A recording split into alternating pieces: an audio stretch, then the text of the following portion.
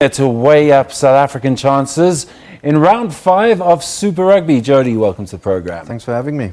Right, so all the South African sides in action, and it's the Bulls first up, and they're going to be the first side to test a New Zealand team this year, so it's quite a big match for them, isn't it? I think it's going to be a difficult upward battle for the Bulls, especially away from home. They would have learned a lot last week from the Sunwolves clash at Loftus. But on the other hand, you know, the Blues also have not been performing well. I'm sure they'll still be hurting after that last-minute loss to the Crusaders last week. So they've got a lot to play for. But I think for the Bulls, especially with Adrian Strauss back as captain, I think Andre Pollard, you know, coming back from injury and also having to captain the side, I think the pressure was just a bit much on him.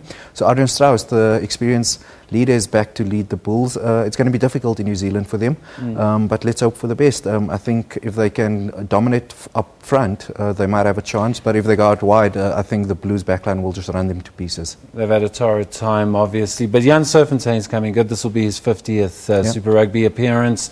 Do you think the distance from Loftus Versfeld might help them to get their season back on track? Yeah, obviously not the ideal season for them.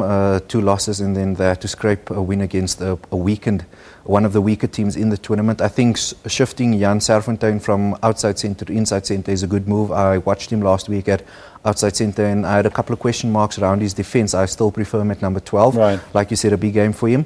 But, you know, if they can dominate up front and give space to the back line, they might have a chance in this game. But all in all, I think it's going to be difficult for them in New Zealand. It seems like the theme this week is Springboks returning to their respective franchises after injury or breaks. And the Stormers are going to be with Siya Kolisi again after he was rested. They're up against the Sunwolves in Singapore. A lot resting on their shoulders as well, although they're not doing too badly in the tournament as of I've actually been impressed by Sia's leadership, and they struggled when they didn't have him in the team last week or a couple of weeks ago. I think also all the talk at the Stormers probably at the moment will be Siabelo Senatla getting his first start at Super Rugby. It's going to be a new era for him, putting sevens behind him, focusing on the Super Rugby, and also he's been included in the Springbok camp earlier this month. So a lot of things expecting from him in the 15-man game, and it starts this weekend when he gets his first opportunity for the side from Cape Town. A shrewd move by Fleck to choose the Sunwolves to introduce Senatla. Is this a pressure thing, or is this a directive from the Springboks to slowly bring him into the 15-man game? Yeah, probably think to bring him in slowly, you know, not to put him up against some of the New Zealand opposition that they'll be facing later this year. So let him get used to the system. He was on the bench a couple of weeks ago before they had their bye. So Siabelo Senatla will probably be the one player who all eyes will be on him, because there's talk that he might be a Springbok later this year as well. Also interesting at the Stormers is Dylan Lates moving from wing to fullback, and I'll be interesting to see what he offers there. Well, it should be perhaps an easy win for the Stormers, although they did struggle last year when they went to Singapore. I do remember. But then we come back home to PE and the Kings versus the Lions. Yeah. Is the Kings, they fronted up against the Sharks last week. I'm sure they would have taken a lot out of that game, and they were really unlucky not to win it. I think the Sharks underestimated the Kings a little bit, like you said, resting some of their first choice players, but I see the Beast is back, Kuni Oosthuizen is back, Luwazi Mvovo, all of them are back in the starting lineup. So yeah, I think the Kings, without that, they're back for the Sharks, but the Kings will definitely have taken a lot from that game against an informed Lions team, and after what the Lions did last week against the Reds at Ellis Park, I can't see the Kings winning this one. For the Lions, Elton Yankees, superb form, and then of course Courtnall Skosan, who's probably the talk of the town at the moment. And also it all starts up front for the Lions. That's where they dominate, that's where they kill the opponents, and I think they'll do the same against the Kings. And obviously they've got a leader in Warren Whiteley. He's going to get his 50th run out as the Lions captain. Are we looking at a future Springbok captain? Because we don't have one in the country as of yet. Definitely, he's the one guy putting up his hand, and he ticks all the boxes. The only question mark I have him is, will Alistair Coetzee select him above Dwayne Vermeulen if Dwayne gets back to form? That's the only question mark.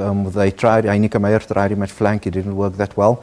But all in all, I don't see why Warren Whiteley should be the future captain of the Springboks. But the big question is, will Alistair Coetzee trust him enough and select him ahead of Dwayne Vermeulen? If he does that, I definitely see him as a captain.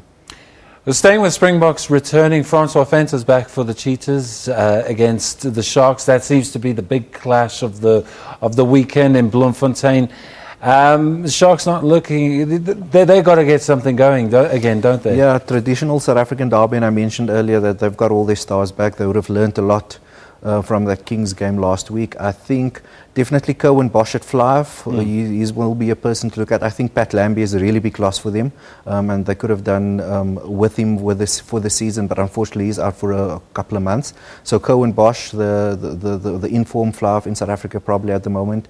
I think it will be a tough game for him in Bloemfontein. I think especially if the Bloem crowd comes out, and the Cheetahs, they like running the ball from wide, so they might put him under pressure as well. Raymond Rule back as well. Yeah, and Sergio Peterson. Sergio Peterson, yeah. So the Cheetahs, they will be full of running rugby, and obviously Francois Venter, he likes to get the ball wide to his fast wings. That's probably the game of the weekend for me in terms of South African team. So I think all eyes will be on Bloem. It's going to be a tough one. The Cheetahs would have learnt a lot from their campaign this far, and especially that narrow loss or the close loss they almost had to against the Sunwolves, and then obviously the Sharks against the Kings last week. So both teams have a lot to play for. But I think at home we should probably go with the Cheetahs. Right, so it's round 5 of Super Rugby. We've just assessed all the Super Rugby teams from South Africa. What do you take away right now, early on in the season? Are they playing to the one end, to the Springbok team? Did their coaches in Durban leave an impression on anyone? Are there any indications that happened, or is it too early to tell? Well, I think some players are definitely putting up their hand, especially at the lines of the likes of Courtnell Skosan, who I thought was unlucky not to be selected for the Springbok last year in the early rounds of the Super Rugby. He's definitely a player to watch. I think then also Rowan Janssen van Rensburg, who week after week at Inside Centre is probably staking claim to that number 12 jersey for the Springbok team. Amongst the forwards, Warren Whiteley, like we mentioned, and then I also think Jean-Luc Dupree, the youngster from the Sharks, the 8th man, he could probably be a Springbok option, not only at 8th man but at flank as well. So there's a couple of players. Skills are coming through. We are definitely seeing skills, especially if we talk about the Lions and Stormers. They're probably the two informed South African teams at the moment.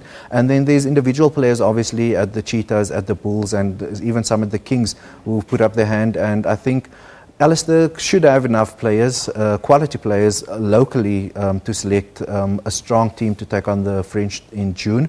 And then obviously getting a couple of overseas-based players would also be to the team's benefit in the year. We're obviously talking guys like Francois Hougaard, Johan Goosen and guys like that who will be able to add the experience to the national team. Jody Hendricks, thank you for your assessment, and we're going to watch Super Rugby this weekend to spot all the stuff that you've just pointed out. Yeah, starts early tomorrow morning with the Bulls Blues clash. Hopefully not a bad weekend for South Africans. Right, that's where we leave it for Sport on Prime Time for tonight. Thank you for joining us. Remember, you can tweet us at SABC Sports Live.